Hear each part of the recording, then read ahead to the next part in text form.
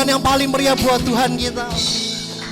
Biar pujian ini Tuhan menjadi pengakuan iman kami, bahwa kuasa-Mu, kasih-Mu tidak terbatas dalam setiap kehidupan kami, tapi menyertai setiap langkah hidup kami, menyadarkan kami bahwa kami tidak berjalan seorang sendiri Tuhan, memampukan kami untuk mempercayai Tuhan seutuhnya. Tuhan, Kau berkati ibadah pada siang hari ini bukan cuma sekedar rutinitas. Kuasa Tuhan yang kami izinkan ada di tempat ini, menjamah melawat setiap anak-anak muda di tempat ini, sehingga waktu firman-Mu dibentangkan dan diberitakan, Tuhan, firman ini boleh termeterai dalam hati kami dan kami melakukan dalam kehidupan kami sehari-hari. Tuhan, hamba adalah hamba yang tidak berguna, hamba yang melakukan apa yang menjadi tugas hamba. Biar Tuhan bicara buat setiap anak-anak muda di tempat ini, sebab firman itu dekat di mulut hamba dan hati hamba, dan hanya firman iman yang hamba beritakan. Mari setiap kita yang siap untuk mendengarkan firman Tuhan bersama dengan saya katakan amin. Shalom. Silakan duduk saudara-saudara. Kita akan sama-sama belajar satu kebenaran firman Tuhan yang mungkin sudah di-sharekan di Instagram. Dan firman Tuhan hari ini akan berjudul mungkin agak berat ya buat teman-teman sekalian, tapi mungkin istilahnya bukan Peter kalau misalnya nggak menyampaikan sesuatu yang agak berat. Tapi sebenarnya bukan soal berat atau tidak beratnya teman-teman. Tapi saya mau mengajak setiap kita ini beranjak pada satu, kalau kita ngomong nada musikalisasi itu beranjak pada satu oktav lebih lagi. Kalian bisa tanya sama Wiwi ya kan, di teens, kelas teens, saya dan Marco pun juga mengajarkan itu kepada setiap anak-anak teens kita, adik-adik teens kita, bahwa ini bukan waktunya Kak Peter, Kak Marco mengajarkan Nuh dan istrinya, 3 orang anaknya, 3 orang mantunya masuk dalam batra, ya kan? Jadi itu Kak Peter dan Kak Marco waktu itu menyampaikan kepada anak-anak teens bahwa ini bukan lagi kita bercerita soal kisah Nuh yang cuma dengan 3 anaknya, 3 istrinya, 3 mantunya, ya kan? Tapi kita beranjak pada satu oktav untuk mengerti kebenaran firman Tuhan. Supaya jangan sampai kita didapati sebagai anak-anak Tuhan atau anak-anak muda yang kita pelongo-pelongo tuh. Ya kan? Kita nggak ngerti bahwa apa yang sedang kita hadapi hari-hari ini atau banyak pandangan-pandangan di dalam dunia ini yang seringkali bertolak belakang dalam kebenaran firman Tuhan. Nah, kita butuh satu kebenaran yang mutlak, satu kebenaran yang menuntun kehidupan kita. Jadi supaya apa? Supaya setiap minggu ini kita bukan cuma sekedar datang, duduk, dadah gitu ya. Tapi kita benar-benar datang, duduk, kita dengar firman Tuhan, kita serap apa yang menjadi kebenaran firman Tuhan yang kita dengar, supaya itu bisa terjadi dalam kehidupan kita praktekkan dalam kehidupan kita sehari-hari. Ya kan? Walaupun mungkin kita berpikir, ya udahlah, khotbah yang praktikal aja. Dengar baik-baik ya, sesuatu yang praktikal tanpa sesuatu yang doktrinal itu nggak mungkin. Artinya gini, kita nggak mungkin melakukan sesuatu, tapi kita nggak punya pemahaman untuk melakukan sesuatu. Ya kan, Sevina nggak mungkin bisa main keyboard tanpa dia punya pemahaman tentang progression chord di keyboard tertentu, di keyboard tersebut. Jadi betapa pentingnya sebuah doktrinal dalam kehidupan gereja, khususnya bahkan kehidupan anak muda, supaya gini, dalam praktikal kehidupan kita tuh ngerti, kita tuh terarah. Bener gak sih? Ya saya nggak tahu, mungkin ada beberapa banyak yang saya inginkan bahwa gereja mesti punya sebuah kurikulum khusus tuh. Kurikulum yang bukan cuma sekedar meninabobokan jemaat atau kurikulum yang cuma ya percaya mujizat terjadi dengan iman pasti terjadi. Yaitu Kristen waktu kita masih lahir baru it's okay lah. Waktu kita masih baru kenal Tuhan it's okay. Tapi semakin kita beranjak dalam pertumbuhan kerohanian kita, harusnya kita mulai beranjak pada satu kebenaran firman Tuhan yang bukan lagi hal-hal yang hal-hal yang sederhana, hal yang remeh-temeh. Sehingga kita tidak mudah diombang-ambingkan dengan angin pengajaran. Makanya firman Tuhan hari ini akan berjudul mengenai the imputation of righteousness. Ya kan, kalau agak British gitu, imputation, ya kan? Imputasi dari kebenaran. Mungkin ini baru istilah ini, ya kan? Tapi saya akan rindu untuk membawakan sesuatu yang baru di hadapan teman-teman supaya kita punya pemahaman yang mengerti apa sih maksudnya imputasi kebenaran. Imputasi itu berbeda dengan amputasi ya. Mungkin amputasi bukan istilah yang asing buat kita, tapi imputasi istilah yang asing, ya kan? Karena Kedua halnya hal yang berbeda, maknanya juga berbeda. Dari teknik bahasa yang berbeda, yang satunya dari bahasa algoritma, satunya bahasa ilmiah. Imputasi secara algoritma itu menambahkan dari yang terhilang. Ya kan? Kalau amputasi menghilangkan dari apa yang ada. Kalau imputasi menambahkan dari apa yang hilang. Kalau kita bicara imputation of righteousness, imputation berarti kita bicara tentang menambahkan apa yang hilang. Yaitu kebenaran itu sendiri, teman-teman. Sebelum kita akan mengerti apa sih arti kebenaran, tapi kita sepakat dulu dengan definisi tentang imputasi ini. Karena mungkin ya teman-teman mungkin berpikir, oh ini doktrin dari aliran sebelah, ya kan? Memang ini terkandung di dalam doktrin reform mengenai doktrin imputasi atau doktrin justification, ya kan? Tapi kita hal ini sebuah hal yang fundamental, hal yang mendasar dalam iman kekristenan kita, supaya kita itu tahu bahwa buat apa sih saya jadi orang Kristen hari ini? Buat apa sih kita beribadah dalam waktu 2 jam ke depan ini? Buat apa sih setiap hari Minggu kita datang gereja? Buat apa kita melayani Tuhan?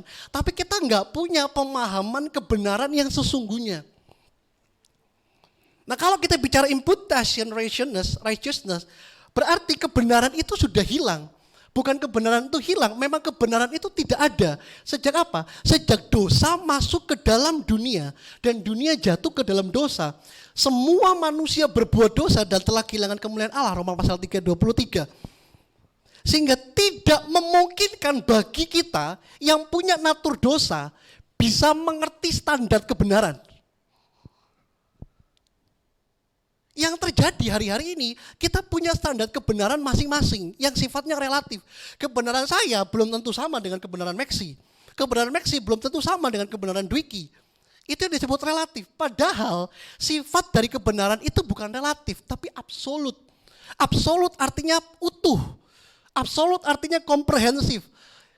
Gak bisa kita bilang kebenaran sebagian, itu gak bisa dibilang kebenaran. Kebenaran sebagian bukanlah kebenaran. Karena kebenaran itu harus dilihat secara utuh. Nah, memungkinkankah bagi kita yang punya natur dosa dalam diri kita untuk punya standar kebenaran ini? Kalau ditimbang, ya kan, itu jauh beda, guys. Perbedaannya jauh. Sebab dosa itu gak seimbang dengan kebenaran yang ada. Dosa selalu berlawanan dengan kebenaran. Maka bagaimana kita bisa hidup di dalam kebenaran? Bagaimana kita punya standar kebenaran tanpa kita memiliki kebenaran tersebut? Sedangkan natur dosa ada dalam diri kita. Nah itu pentingnya imputation of righteousness. Di mana kebenaran yang ilahi itu diimputasikan dalam kehidupan kita. Ditambahkan dalam kehidupan kita yang terhilang. Makanya kita nggak heran teman-teman. Orang sekarang berebut benar, bukan berebut salah. Dan itu memang sudah terjadi dari zaman Adam dan Hawa jatuh dalam dosa. Waktu Adam dan Hawa makan buah pengetahuan baik dan jahat, ya kan? Lalu Tuhan bilang sama Adam, makasih anakku. Thank you. Aduh, respectful banget ya. Tahu kalau suaranya udah serak. Makasih ya Mas Yafet ya. Jadi waktu Adam dan Hawa jatuh dalam dosa, Tuhan ngomong, kenapa kamu makan buah itu? Adam tidak mengakuinya. Bahwa iya Tuhan saya makan buah ini. Memang kelihatannya enak ini Tuhan. Enggak. Adam bilang apa? Perempuan yang kamu tempatkan ini loh Tuhan. Di sebelahku ini loh. Yang ngasih buahnya ke aku. Hawa ditanya hal yang sama, kenapa kamu makan buah itu? Hawa pun mengelak, bilang apa? Ular yang kamu ciptakan ini loh, yang memperdaya aku.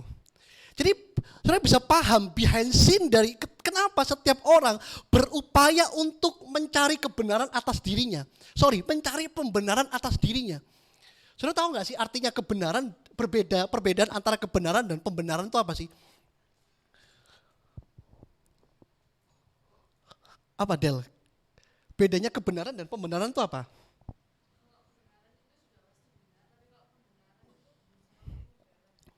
berusaha untuk membela sendiri. Kalau kebenaran tuh pasti sudah benar ya. Tapi pembenaran belum tentu benar. It's okay. Dan itu pernah saya tanyakan di anak-anak teens loh. Dan yang jawab adalah Joylin. Dia jawab perbedaan kebenaran dan pembenaran. Itu buat saya merinding, saya bilang keren jawabannya. Kalau kebenaran Kak, kebenaran itu sesuatu yang memang sudah benar. Tapi pembenaran selalu berupaya membenarkan sesuatu. Keren deh kan. Anak seusia teens ini pinter banget gitu. Sama kayak tadi Adel bilang, iya kebenaran itu ya itu, benarnya sendiri. Tapi kalau pembenaran berupaya untuk mencari kebenaran atas dirinya sendiri. Nah kita nggak punya standar yang benar. Standar kebenaran yang sebenarnya itu seperti apa?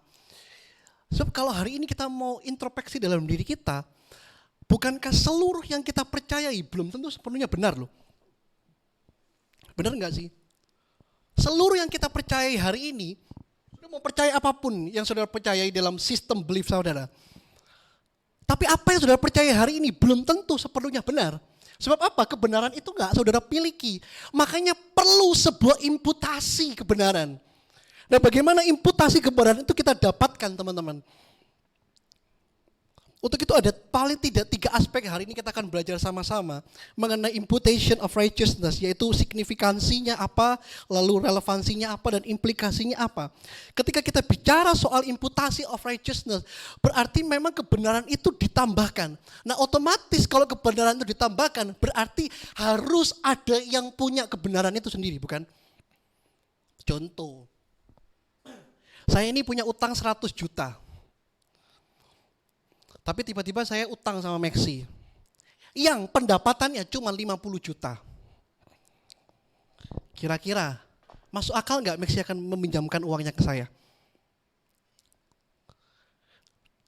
Saya punya utang 100 juta, saya pinjam Maxi yang penghasilannya cuma 50 juta.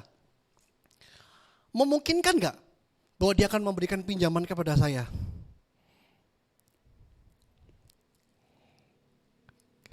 Halo, paham gak ini?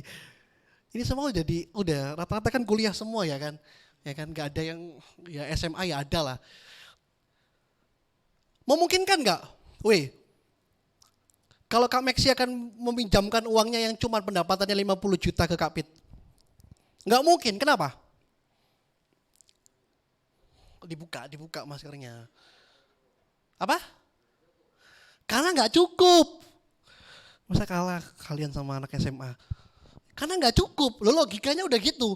Nggak mungkin Maxi yang penghasilannya 50 juta, dia kasih pinjaman ke saya 100 juta. Itu soal pertama. Soal kedua, saya tetap mencari pinjaman nih. Saya berupaya untuk mencari utang nih. Ke Yafet yang notabene penghasilannya dia 100 juta sebulan. Dan kira-kira masuk akal nggak sih? Yafet akan meminjamkan 100 juta itu untuk saya yang punya utang 100 juta.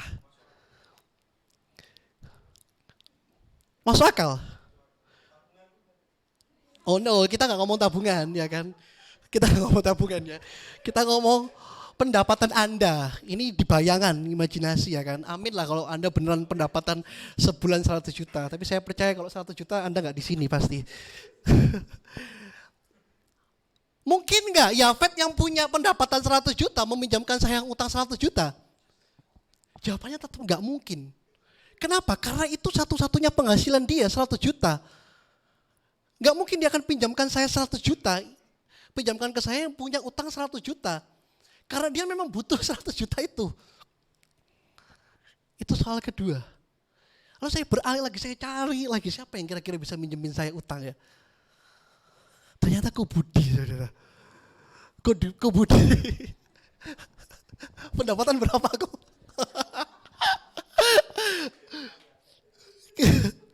Ternyata kok Budi, ya kan? Ya kita anggap aja kok Budi ini seperti Warren, ya kan? Amin ya kan? Ya kan? Yang punya apa ya? Passive income gitu. Passive income-nya udah triliunan nih hitungannya gitu. Waktu saya datang sama Ko Budi, pertanyaannya, masuk akal nggak sih kalau Ko Budi pasti akan minjemkan saya? Kenapa lu bilang enggak? Mungkin kan? Kenapa? Karena dia punya simpanan, dia punya yang lebih dari 100 juta. Jadi teman-teman, waktu kita belajar tentang imputasi kebenaran, itu bukan sekedar gini, bahwa kebenarannya Tuhan itu ketika diimputasikan, ditambahkan kepada kita, lalu kebenaran Allah hilang. Tidak. Makanya ayatnya bilang gini, bahwa ia yang tidak berdosa dijadikannya dosa supaya kita yang berdosa diselamatkan. Padahal dalam diri Allah tidak ada satupun dosa. Supaya kita gak gagal paham mengenai imputasi kebenaran. Bahwa ketika Allah mengimputasikan kebenaran miliknya, artinya hanya Allah yang mampu mendistribusikan kebenaran mutlak dalam dirinya. Dan itu tidak bisa diganggu gugat. Makanya ayatnya bilang gini, aku akan berbelas kasihan kepada siapa yang aku mau ngampuni kan. Jadi gak mungkin ketika kita berupaya untuk diimputasikan sesuatu yang hilang, lalu kita mencari sesuatu yang tidak ada, yang kita miliki. Makanya imputasi itu berbeda dengan impartasi, guys. Impartasi adalah saya punya, saya akan berikan segalanya. Tapi kalau imputasi, apa yang saya mau berikan, saya aja nggak punya. Kebenaran apa yang saya punya, saya nggak punya kebenaran itu. Makanya saya butuh kebenaran itu. Nah, kita akan melihat sama-sama apa sih signifikansi pertama mengenai imputation of righteousness. Dalam Roma, kitab surat Roma pasal 4 ayat yang ke 16, 17, 18.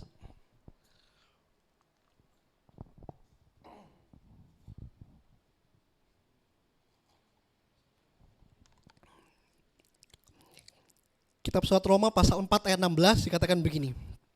Karena itulah kebenaran berdasarkan iman supaya merupakan kasih karunia.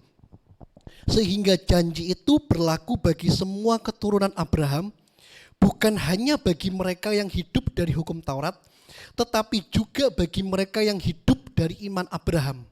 Sebab Abraham adalah bapa kita semua. Ayat 17, seperti ada tertulis, engkau telah kutetapkan menjadi bapa banyak bangsa di hadapan Allah yang kepadanya ia percaya, yaitu Allah yang menghidupkan orang mati dan yang menjadikan dengan firman-Nya apa yang tidak ada menjadi ada. 18, sebab sekalipun tidak ada dasar untuk berharap, namun Abraham berharap juga dan percaya bahwa ia akan menjadi bapa banyak bangsa menurut yang telah difirmankan. Demikianlah banyaknya nanti keturunanmu. Signifikansi pertama ketika kita melihat atau memahami imputation of righteousness itu apa, teman-teman? Ketika kita mengerti sepakat imputasi itu apa, maka kita harus mengerti kebenaran itu apa. Dalam bahasa Yunani yang menggunakan kata aletheia. Kata aletheia itu sebenarnya apa ya? Terminologinya itu seperti ini. Bundaran, apa lingkaran. Sudah tahu artinya kenapa lingkaran? Artinya utuh, dia tidak terputus, lingkaran. Jadi waktu kita bilang kebenaran, yang artinya yang memiliki makna aletheia, berarti dia utuh. Dia nggak terputus, dia nggak bisa diputuskan begitu saja. Nah, dalam arti lain, dalam pemahaman yang mendasar, the basic understanding of aletheia ini, itu bicara the manifestation of a hidden reality. Jadi waktu kita memahami pemahaman yang mendasar mengenai sebuah kebenaran yang memiliki arti aletheia, artinya itu tadi manifestasi dari realitas yang tersembunyi. Manifestasi dari realitas yang tersembunyi. Maka apa signifikansi pertama untuk kita mengerti imputation righteousness? Yang pertama adalah bahwa kebenaran itu berdasarkan iman, bukan perbuatan. Karena hukum Taurat atau bahkan perjanjian sunat atau yang saya singkat legalistik.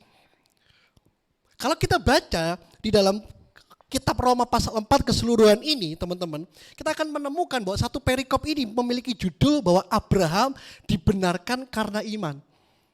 Tapi kalau kita baca di pasal 3, ya kan, di perikop yang terakhir, manusia dibenarkan karena iman. Jadi Paulus ingin menunjukkan bagaimana secara global, secara umum manusia itu dibenarkan berdasarkan iman. Nanti kita akan lihat maksudnya apa sih dibenarkan berdasarkan iman. Justificate by faith itu apa maksudnya? Justification by faith itu maksudnya apa? Dibenarkan karena iman itu seperti apa? Lalu di pasal 4 yang menariknya, Paulus justru membuat satu tipologi, satu analogi, satu gambaran yang dia adopt dari perjanjian lama, yaitu kisah Abraham.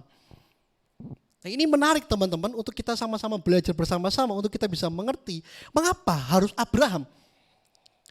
Itu yang mengganggu dalam pemikiran saya. Kenapa Paulus harus membuat satu tipologi, satu gambaran di pasal 4, sedangkan pasal 3 ayat di perikop terakhir sudah jelas menjelaskan bahwa manusia itu memang dibenarkan karena iman. Tapi Paulus harus menjelaskan dengan satu gambaran dari tokoh perjanjian lama. Nah, rupanya bahwa ketika kita melihat bahwa Abraham adalah disebut sebagai bapak orang beriman, bahwa ketika Tuhan bilang bahwa seluruh yang dia percayai itu diperhitungkan sebagai kebenaran. Sudah tahu histori dari Abraham? Ketika Tuhan bilang di Kejadian pasal 12, Abraham pergilah dari tanah Ur Kasdim, pergi ke bangsa, ke tempat yang nanti aku pilih. Persoalannya Abraham nggak tahu kemana harus dia pilih. Kemana dia harus melangkah, ke arah mana dia harus menuju, ke tanah mana yang akan dia diami. Tetapi karena ketaatan Abraham lah yang membuat Abraham berjalan, walk by faith. Berjalan dengan iman kepercayaannya kepada Tuhan. Padahal kalau kita mau melihat histori dari Abraham nggak punya gambaran tentang Allah Yahweh. Abraham nggak mengerti siapa Yahweh Sabaoth itu. Abraham nggak mengerti Yahweh yang sekarang dipercaya oleh orang-orang Israel saat ini. Sebab Abraham bukan orang Israel. Tapi Israel keluar dari Abraham, guys. Nah, apa maksudnya signifikansi pertama bahwa ketika kebenaran itu diimputasikan itu berdasarkan iman kita. Bukan karena perbuatan legalistik, karena hukum Taurat atau perjanjian sunat. Karena pada saat itu zaman Abraham hidup, di mana hukum Taurat itu belum ada, saudara. Serik terus ya. Hukum Taurat itu belum ada.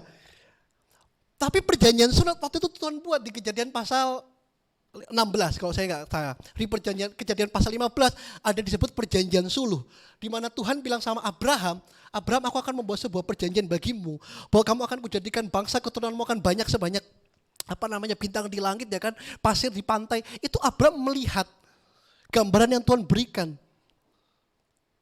Tapi kita harus melihat bahwa Abraham itu usianya sudah tidak muda. Apalagi Sarah. Ya, Alkitab jelas katakan dia sudah mati haid. Tidak memungkinkan untuk dia, yaitu seorang Abraham dan Sarah, untuk memiliki keturunan. Tapi kenapa Tuhan bilang bahwa itu diperhitungkan sebagai kebenaran? Kenapa Abraham disebut sebagai bapak orang beriman? Kenapa Paulus harus mengadopsi dari kisah perjanjian lama tentang tentang Abraham ini? Sebab ketika kita melihat, ya oke lah, kita tahu bahwa Paulus mengetahuinya dari hukum Taurat. Kemarin saya sudah tanyakan itu di Komsel, guys. Dan hambanya Yafet menjawab dengan benar 100%. Ya kan? Bahwa apa yang membuat Paulus bisa mengetahui Abraham? Iya, dari hukum Taurat memang. Tapi zaman Abraham belum ada Taurat, guys. Sunat dibuat sebagai perjanjian bahwa kamu adalah bangsaku, kamu adalah milikku. Tapi kata kebenaran itu diperhitungkan dalam Abraham, dalam kehidupan Abraham. Itu bukan pada saat Abraham melakukan sunat, tidak. Tetapi ketika apa? Abraham mempercayai Tuhan 100%. Makanya kebenaran hari ini, kalau kita bicara imputasi righteousness, itu bukan hasil perbuatan kita. Bukan karena kita mentaati peraturan-peraturan legalistik, ya kan, yang ada di agama saat-saat ini. Nyatanya justru negara dengan kepemimpinan agama terbesar justru hancur loh, guys. Ada seorang waktu Komsel, ya kan, Q&A bertanya, kenapa ya kita tidak menjadikan ada sebuah negara yang bersifat Christianity Kingdom. Sebab kalau agama dibawa kepada satu kepemimpinan negara, pasti hancur. Nah, itu yang menyebabkan behind scene dari kenapa imputasi righteousness ini menjadi doktrin yang dibawa dari tahun ke tahun oleh seluruh hamba-hamba Tuhan, bahkan teologi ya. Di mana saat gereja Katolik membuat sebuah dekrit, ya kan, pengakuan dosa, surat pengakuan dosa. Dengan kamu membuat surat pengakuan dosa itu, dengan kamu membelinya, kamu akan diselamatkan. Ya kan, dan itu kegerakan Lutheran di sana beraksi di sana. Bahwa dia tidak setuju bahwa kebenaran itu hanya didasarkan oleh surat penghapusan dosa. Tidak. Tapi kebenaran itu diimputasikan ketika apa? Saudara dan saya berdasarkan iman kepada Yesus Kristus. Nah, iman yang seperti apa sih yang dimaksudkan di sini sebenarnya guys? Karena kita nggak punya gambaran yang sempurna tentang definisi iman. Yang kita punya cuma Ibrani pasal 11 ayat 1 bahwa iman adalah dasar dari segala sesuatu yang kita harapkan dan bukti dari segala sesuatu yang tidak kita lihat. Cuman itu, tapi kita nggak tahu apa yang dimaksudkan dasar dari apa yang kita harapkan, bahkan bukti dari apa yang tidak kita lihat, sebab kita nggak tahu definisi iman yang sebenarnya. Definisi iman yang sebenarnya adalah ketika kita tahu bahwa kebenaran itu diimputasikan dalam kehidupan kita, ketika kita memiliki iman, maka iman berarti di dalam pasal 3, Roma pasal 3. Di ayat yang ke-22 dikatakan begini, yaitu kebenaran Allah karena iman dalam Yesus Kristus bagi semua orang yang percaya, sebab tidak ada perbedaan. Jadi waktu saudara mengaku dengan mulut dan hati percaya, saudara akan menerima keselamatan. Sebab iman itu yang membawa saudara untuk apa? Mengalami kebenaran yang diimputasikan dalam kehidupan saudara. Sesimpel itu kekristenan saudara. Tapi sesimpel itu kita sulit untuk memahaminya dengan benar. Kenapa? Karena bagaimana mungkin kita hanya mengimani Yesus Kristus, kita diselamatkan. Betul gak sih? Tapi Roma menjelaskan kepada kita justru kebenaran Allah karena iman di dalam Yesus Kristus. Jadi iman di luar Yesus Kristus, saya bisa bilang itu bukan iman. Maka apa definisi iman yang sebenarnya? Iman adalah satu kebenaran yang tidak ada kebenaran lain di dalam kebenaran Yesus Kristus yang dimana saudara dan saya diselamatkan. That's it, saudara. Jadi apa maksudnya signifikansi pertama kebenaran yang didasarkan oleh iman? Kebenaran berdasarkan iman yang artinya adalah bahwa kita mesti memiliki iman yang benar tentang Yesus Kristus. Itu yang membuat apa? Kebenaran itu diimputasikan dalam diri kita yang berdosa, yang hina ini. Sehingga apa? Dia yang tidak berdosa dijadikannya dosa bagi kita. Sehingga apa? Kita ditebus. Sehingga dia Kristus, Yesus menjadi jalan pendamaian bagi setiap kita. Itu sebuah kebanggaan dalam kehidupan kita. Dalam kelima sola disebut sola fide. Hanya karena iman. Only by faith. Tidak ada yang lain. Kalau ada yang lain berarti itu sebuah manipulasi kebenaran. Karena kita cuma bilang hanya iman di dalam Yesus Kristus. Nah kita tuh nggak tahu iman kita tuh diletakkan pada dasar yang mana. Karena kita bilang ya yang penting iman, asal iman pun ya fakun jadi. Itu bukan iman saudara. Iman adalah kita mengetahui kebenaran bahwa tidak ada kebenaran di dalam Yesus Kristus. Ya kan? Sorry, tidak ada kebenaran di luar kebenaran di dalam Yesus Kristus yang di mana? Saudara dan saya menerima keselamatan itu. Makanya keselamatan itu bukan upah di pasal 4 ayat ke-23. Keselamatan itu bukan upah karena hak kita bisa menerima. Tidak. Saudara dan saya enggak berhak menerima keselamatan. Kenapa? Karena kita jatuh dalam upah dosa. Tapi kenapa keselamatan itu diberikan kepada kita, tapi itu bukan sebuah upah. Tapi apa? Sebagai sebuah hadiah. Makanya pasal 4 di ayat yang ke-5 dikatakan begini, ayat 4-5. Kalau ada orang yang bekerja, upahnya tidak diperhitungkan sebagai hadiahnya, melainkan sebagai apa? Haknya. Tetapi kalau ada orang yang tidak bekerja, namun percaya kepada dia yang membenarkan, dia itu dianya huruf besar saudara. Yaitu Allah di dalam Yesus Kristus, yang dimana kita dibenarkan, imannya diperhitungkan menjadi kebenaran. Melalui iman, kebenaran itu diimputasikan dalam diri kita, saudara. Sehingga apa? Kita tahu kebenaran mana yang Allah suka, mana Allah yang gak suka.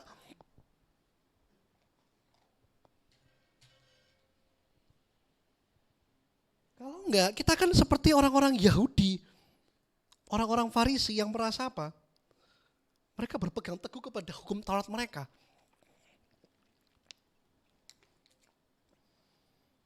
Padahal Abraham diselamatkan, Abraham dibenarkan. Bukan karena legalistik, hukum Taurat apalagi sunat.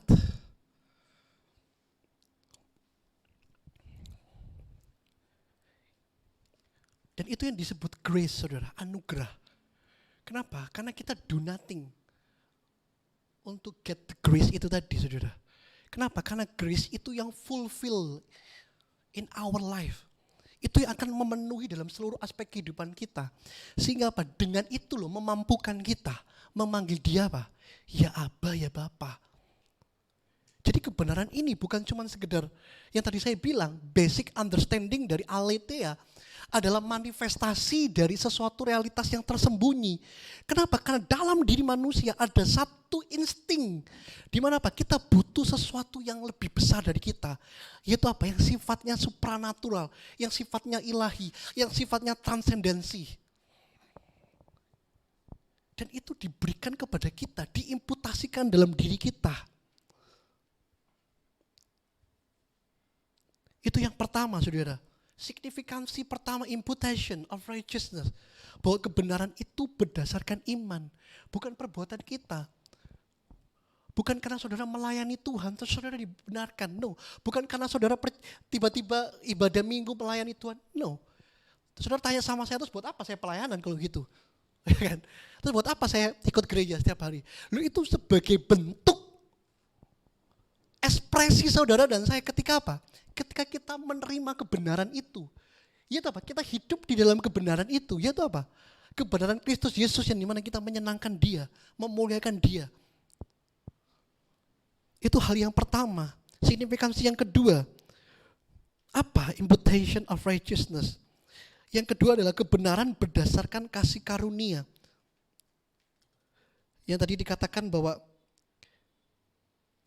karena itu kebenaran berdasarkan iman supaya merupakan kasih karunia. Janji itu berlaku bagi semua keturunan Abraham, bukan hanya bagi mereka yang hidup dalam hukum Taurat, tapi juga bagi mereka yang hidup dari iman Abraham.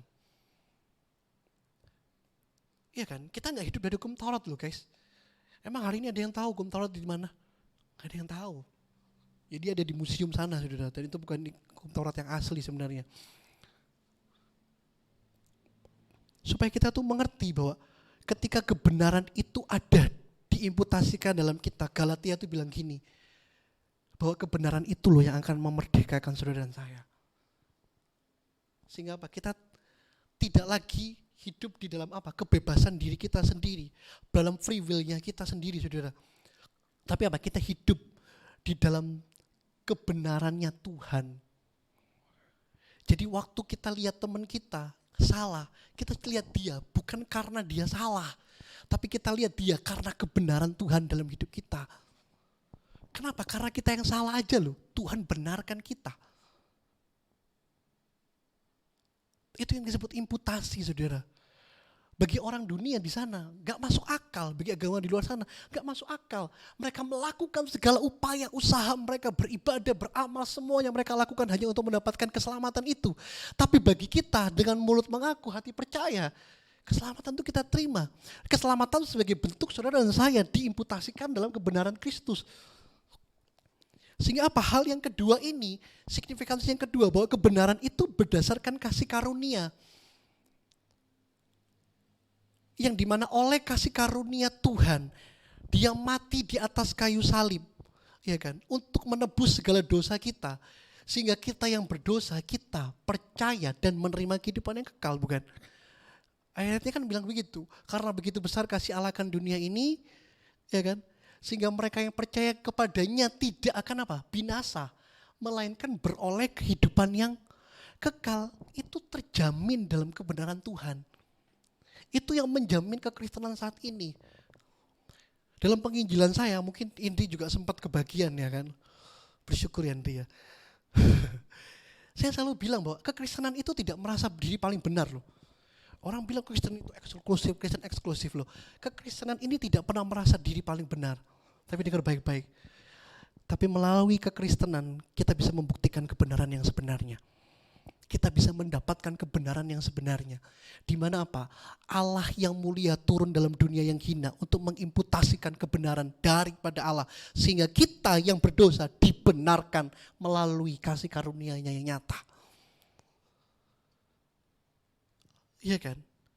Harusnya kita bersyukur bahwa hidupan kita hari ini itu cuma karena anugerah dan kasih karunia yang Tuhan limpahkan dalam kita. Ini bukan kasih karunia yang berlebihan, saudara. Ini kan ada satu buku yang sampai menjadi sebuah doktrin yang terkenal, yaitu hyper grace. Ini bukan doktrin yang seperti itu, yang dimana oh ya udah yang penting kita udah diselamatkan kasih karunia maka kita do nothing loh. Untuk mencapai kasih karunia you do nothing. Makanya saya bilang begini, waktu saudara percaya sama Tuhan you do nothing. Memang kamu gak perlu lakukan apa-apa. Untuk mendapatkan keselamatan itu saudara gak perlu melakukan apa-apa. Tapi untuk saudara menghidupi kebenaran itu, Alkitab bilang gini, kamu sangkal diri dan pikul salib. Makanya iman dan perbuatan itu harus seimbang dalam Yakobus bilang. Ya kan, Yakobus bilang gini, padaku ada iman, tunjukkan mana perbuatanmu. Karena iman tanpa perbuatan hakikatnya adalah mati, bukan? Jadi perbuatan kita itu menunjukkan ekspresi iman kita. Bukan berarti perbuatan kita supaya kita dibenarkan. Makanya Paulus membawa sebuah diferensiasi yang sangat-sangat tajam. Di mana orang Yahudi pada waktu itu, makanya kenapa si Paulus ini mengekspos tentang kehidupan Abraham. Yang dimana seluruh orang Yahudi itu menganggap Abraham ini sebagai nenek moyang mereka yang luar biasa begitu loh. Sehingga Paulus mengajarkan kepada mereka yang Yahudi ini loh, yang merasa bahwa mereka diselamatkan karena hukum Taurat mereka, yang mereka merasa benar dengan diri mereka sendiri, padahal keselamatan itu berdasarkan kasih karunia Allah. Itu diberikan pada setiap kita loh. Jadi bukan upah, bukan pekerjaan kita, tapi itu sebagai gift kita, hadiah buat setiap kita. Nah problemnya ketika kasih karunia itu dihidupkan dalam kita gak mau hidup di dalam kasih karunia-Nya Tuhan. Sehingga sulit untuk kita bisa melihat dalam dunia ini segala sesuatu yang Tuhan jadikan berdasarkan kebenaran Tuhan. Yang ada apa? Kita cenderung curiga di hadapan Tuhan. Kalau kita memiliki kebenaran yang berdasarkan iman dan kasih karunia, maka saya percaya kok saudara, untuk apa kita hari ini menjalani ibadah, untuk apa hari ini kita menjalani kehidupan kita ini, tanpa kita sadari bahwa memang semuanya hanya untuk Tuhan. Gak ada yang lain kok. Apa sih yang kita mau kejar dalam dunia ini? Ya kan? Iya, ini kalimat yang seolah-olah kayak gak perlu melakukan apapun dalam dunia ini. Tapi penting saudara untuk kita mengerti sebuah kebenaran yang sebenarnya. Karena banyak penyelewengan kebenaran-kebenaran yang terjadi hari-hari ini. Bahkan gereja yang punya label menyuarakan kebenaran pun memanipulasi kebenaran itu sendiri. Saya gak perlu sebut, Yafet hanya bisa tersenyum. Tapi itu loh dasar fundamental, fondasi utama kekristenan kita saudara. Ya kan, only by faith, ya kan, only by grace through the faith. Hanya karena melalui iman dalam kasih karunia Kristus Yesus yang menyelamatkan kita ini loh. Saya ikut beberapa di YouTube, ada Mas Yafet tahu ini, semacam kolokium gitu guys. Kolokium itu apa ya kolokium itu? Kolokium itu kayak pertemuan formal yang mempertemukan beberapa para ahli. Dan pada saat itu membahas sebuah pembahasan topik teologia mengenai kristologi. Jadi saya tertarik saudara dengan hal yang seperti itu, dan saya menganjurkan buat setiap teman-teman ya, apalagi yang khususnya sudah di atas mimbar ini, ayo belajar pemahaman yang benar. Ya kan? Saya pun gak lebih pintar kok. Saya juga sampai hari ini pun masih belajar saudara. Dan itu hampir 6 jam 7 jam. Ya kan? Saya bekerja, saya keliling itu saya dengar pakai headset saya putar. Dalam kolokium itu mempertemukan dari seluruh hamba-hamba Tuhan yang memang alih dalam bidangnya, memang itu dibahas dalam kajian akademis teologia, dan banyak beberapa hamba Tuhan yang hadir pada saat itu membahas tentang kristologi itu. Yang dimana saya suka ada salah satu statement dari hambanya, Dr. Steffi Lumintang mengatakan bahwa dia buat sebuah Dia membahas tentang materi finalitas Kristus. Oh, kalian malah nggak tahu apa finalitas Kristus itu nanti ya kan. Yang artinya kalau kita ngomong final, artinya tidak perlu ditambahkan, tidak perlu dikurangkan. Apalagi nggak perlu lagi udah dibahas karena sudah final. Dan dia membuat satu statement yang buat saya itu gila, keren banget. Dia bilang bahwa justru ukuran standar hamba Tuhan itu ditentukan bahwa ketika dia memahami finalitas Kristus itu ada atau tidak. Kenapa bahaya bagi mereka hamba Tuhan yang tidak mengenal finalitas Kristus itu, bahkan prainkarnasi Yesus sebelum dia eksis di dalam dunia ini, memiliki pemahaman yang benar tentang Yesus adalah Kristus itu sendiri. Maka dianggap bahwa hamba Tuhan itu gagal, saudara. Nah itu perlunya peran sebuah gereja membuat satu kurikulum, membuat sebuah pemahaman yang penting. Gitu. Yes itu sorry, gereja kita tidak ada itu sebenarnya. Ya kan, pengajaran kita juga nggak tahu ini mau berkiblat kemana. Ya kan, ya kita cuma taunya karismatik. Tapi hampir kalau kita tahu youth ini hampir semua pengkhotbahnya dari aliran sebelah, saudara. Ya kan, bahkan firman saya ini imputation ini juga doktrin dari sebelah. Tapi kita perlu memahami itu. Kita nggak tahu, ya kan. Karunia juga nggak tahu kemana, ya kan. Makanya gereja perlu satu kurikulum tegas untuk apa? Supaya umat itu tahu arah kiblat pertumbuhan kerohanian kita ini kemana. Supaya kita itu tidak diselewengkan dengan kebenaran-kebenaran yang masif. Kebenaran-kebenaran yang bukan kebenaran yang masif ya, kebenaran yang benar-benar dimanipulasi dan sifatnya masif itu. Beredar kemana-mana itu. Ya kan, kemarin sudah disampaikan oleh hambanya waktu itu ya kan tentang pengakuan iman dari LGBT loh saudara ya kan. Yang lucunya I trust the holy of rainbow. Saya lucu itu saudara, roh pelangi gitu. Gila loh saudara, pelangi itu ada rohnya juga ternyata. Padahal lambang pelangi itu dalam Alkitab pembahasan bibliologi itu keren loh. Itu sebuah perjanjian yang Allah buat di atas langit. Tapi diselewengkan begitu saja. Banyak hal-hal ini kebenaran-kebenaran yang diselewengkan saudara. Yang kita nggak tahu, ini benar nggak sih ya? Ini benar nggak ya? Nah bagaimana kita bisa mengcounter itu? Dan itu peran gereja dan peran hamba-hamba Tuhan yang ada. Untuk apa? Kita tahu dua signifikansi ini. Bahwa ketika kita menjadi orang Kristen, ya kan? Ketika kita dibenarkan itu bukan karena Kristennya saudara. Kekristenan adalah bentuk ekspresi kita dibenarkan karena iman dan kasih karunia Yesus. Itu aja. Udah gak usah ditambah-tambahkan, tambah pusing saudara. Ya kan? Orang kalau semakin pinter, semakin keminter nanti saudara. Tambah, akhirnya blunder sendiri. Ya kan? Dan itu yang terjadi hari-hari ini. Banyak hamba-hamba Tuhan yang gak konsisten dalam menyampaikan firman Tuhan. Itu serius loh. Saya pun juga berani bilang sama teman-teman semuanya, kalian bisa serap apapun yang hari ini saya sampaikan. Tegur saya kalau ada kalimat atau doktrin saya yang salah. Gitu. Saya juga pernah sampaikan ke Marco itu. Waktu kita di atas mimbar, berarti kita tidak lagi merepresentasikan otak pikiran kita, tapi kita sedang merepresentasikan Alkitab ini loh, yang menjadi dasar dari kebenaran firman Tuhan. Kalau itu tidak dibahas dan tidak dikupas, maka akan mudah terjadi penyelewengan, akan mudah terjadi penyesatan yang ada. Nah, dua hal ini yang kita sudah pelajari teman-teman, signifikansi mengenai imputation of righteousness. Lalu apa relevansinya? Ini relevansinya yang menarik saudara. Apa relevansinya buat setiap kita? Kita baca di ayat selanjutnya di dalam Roma pasal 4, di ayat yang ke-18, 19, 20, 21, 22.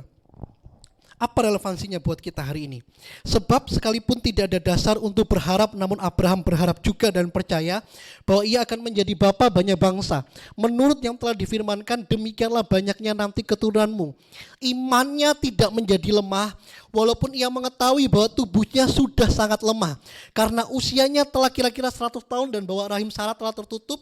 Tetapi terhadap janji Allah ia tidak bimbang karena ketidakpercayaan. Malah ia diperkuat dalam imannya dan ia memuliakan Allah. Dengan penuh keyakinan bahwa Allah berkuasa untuk melaksanakan apa yang telah ia janjikan. Karena itu hal ini diperhitungkan kepadanya sebagai kebenaran. Apa artinya saudara? Relevansinya buat setiap kita ketika kita membaca di ayat 17 dan sampai ayat 21 tadi. Bahwa diperlukannya sebuah ketaatan yang penuh untuk mempercayai Dia Tuhan yang tidak pernah gagal. Sebab iman memproduksi ketaatan dan ketaatan adalah pintu awal dari pengharapan. Saya ulangi buat kita semuanya. Apa relevansi kita untuk mengerti imputation of righteousness pada siang hari ini? Bahwa diperlukan sebuah ketaatan yang penuh untuk mempercayai Dia Tuhan yang tidak pernah gagal. Karena apa? Iman memproduksi ketaatan. Dari ketaatan adalah pintu awal dari sebuah pengharapan, saudara. Makanya Abraham bilang gini, bahkan saya nggak punya dasar untuk berharap. Abraham memiliki pengharapan itu loh. Abraham menguatkan imannya di dalam Tuhan. Bahkan dia mempercayai bahwa Tuhan yang berjanji akan melaksanakan apa yang dia janjikan itu. Dan itu pasti iya dan amin. Waktu kita nggak tahu, waktu kita dibenarkan karena iman dan kasih karunia, sulit untuk kita memiliki the obedience tadi, saudara. Taat. Taat itu saudara mau baca dari kanan, kiri, atas, bawah, tetap bunyinya taat, saudara. Ketaatan itu diproduksi dari ketika kita memiliki iman. Nah kita gak bisa bilang bahwa kebenaran hari ini kita terima terus kita kongko-kongko gitu aja, kita tidak melakukan apapun. Memang untuk dibenarkan kita tidak perlu melakukan apapun, saudara. Tapi kita perlu untuk menyampaikan kebenaran itu bagi teman-teman kita yang belum tahu kebenarannya.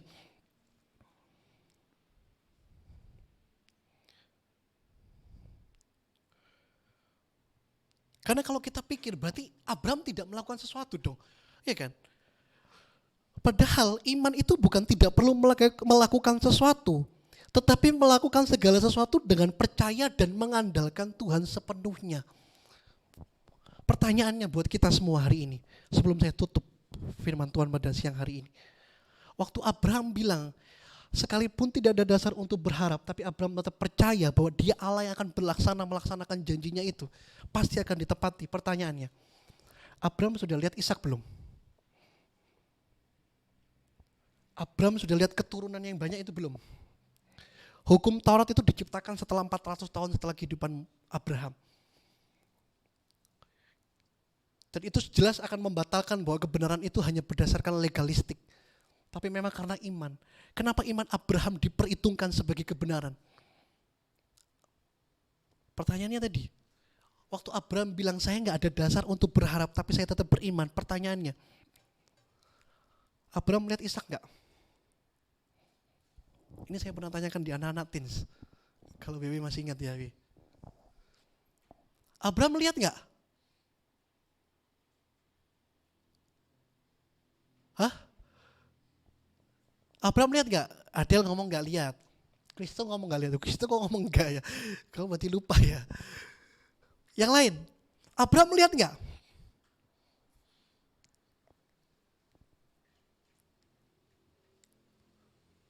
Halo? Abraham lihat? Apa yang membuat Abraham bisa melihat?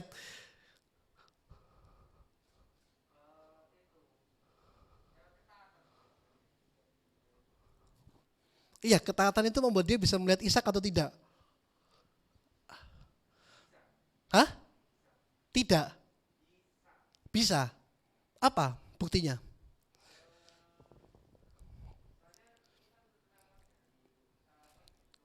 Buka dong, ini maskermu buka.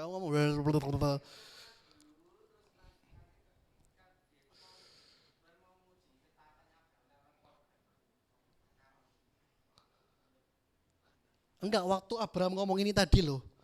Bahwa sekalipun saya tidak punya dasar untuk berharap kepada Tuhan. Iya kan? Abraham udah lihat Ishak belum? Hah? Sudah? Di mana?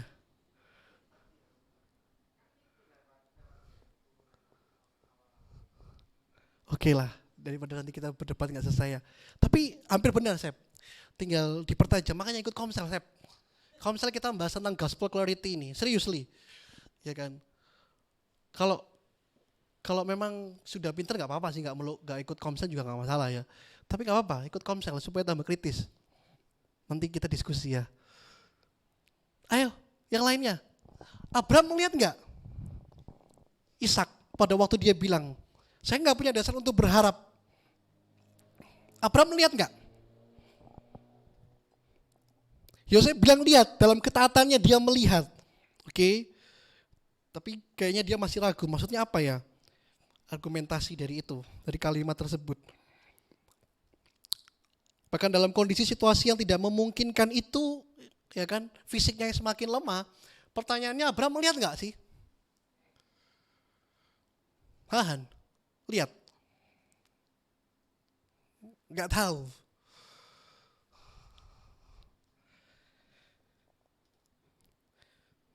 Kita buka di dalam Ibrani pasal 11 ayat yang ketiga. Saya undang para pemain musik maju ke depan dan WL Singer. Ini akan menjawab pertanyaan kita. Apa yang membuat Abraham yakin betul walaupun dia tidak melihat secara kasat mata bahwa keturunan yang akan terjadi dalam kehidupan Abraham. Ibrani pasal 11 ayat 3. Yang sudah ketemu katakan amin. Yuk kita bangkit berdiri bersama. Kita baca ayat ini ya. Simpel aja. Ayo bangkit berdiri. Kita baca sama-sama ya. 2, 3. Karena bahwa alam semesta telah dijadikan oleh firman Allah sehingga Abraham melihat enggak? Abraham melihat enggak? Kok kurang pasti gitu sih? Kalian ngomong aja enggak beriman gitu ya kan? Abraham melihat enggak? Abraham melihat enggak? Di mana Abraham melihat itu? Dalam imannya Abraham melihat itu, haleluya. Dalam imannya Abraham melihat bahwa apa yang tidak ada itu dijadikan ada buat Tuhan. Sehingga Abraham punya keyakinan yang kuat dalam situasi kondisi yang sulit yang Abraham lewati, yang tidak memungkinkan untuk dia dan Sarah menghasilkan keturunan. Tapi iman membuat Abraham mengerti bahwa apa yang dia lihat, itu sudah dia lihat.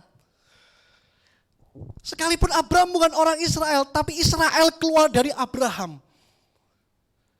Abraham tahu bahwa 400 tahun kemudian akan ada bangsa asing yang akan menjajah keturunannya. Tapi Tuhan akan melepaskan dia. Dan Tuhan bilang bahwa janji ini akan aku jaga. Sehingga apa? Kalau kita mau melihat secara benang merah mesianik, di dalam Matius pasal 1, di situ sebutkan bahwa inilah silsilah Yesus Kristus, anak Daud, anak Abraham. Tuhan jaga janji itu. Bahkan sekalipun secara kasat mata Abraham tidak lihat. Tapi lewat iman, Abraham melihat itu, saudara. Apa yang membuat hari ini kebenaran itu mutlak jadi milik kita? Iman. Kalau enggak, sulit untuk kita bisa mengerti apa yang Tuhan kerjakan dalam kehidupan kita. Sulit untuk melihat apa yang Tuhan kerjakan dalam kehidupan kita. Sulit untuk bisa kita tahu apa yang Tuhan mau dalam kehidupan kita. Sebab apa? Iman ini loh yang membuat kita mengerti bahwa alam semesta itu dijadikan oleh firman Allah. Sehingga apa? Apa yang kita lihat telah terjadi dari apa yang tidak dapat kita lihat. Makanya ayat 1-nya bilang dasar dari apa yang kita harapkan dan bukti dari segala sesuatu yang tidak kita lihat. Ini loh. Dasar kekristenan kita itu harus dibangun dari sebuah iman yang memiliki pemahaman yang benar. Bahwa apa? Saudara dan saya dibenarkan only by faith. Only by His grace through the faith. Hanya karena kasih karunia melalui iman kepada Yesus Kristus. Tidak ada yang lain. Sehingga apa? Kisah para Rasul 4 ayat 12 bilang begini, bahwa tidak ada nama lain di bawah kolong langit ini yang kepadanya saudara dan saya diselamatkan. Itu udah pasti. Jadi kalau iman di luar Yesus, itu bukan iman. Kenapa? Karena iman didasarkan oleh firman Allah. Dan itu yang memampukan kita untuk melihat apa yang Tuhan kerjakan dalam kehidupan kita. Yang setuju katakan amin. Setuju berikan tepuk tangan yang paling meriah buat Tuhan kita.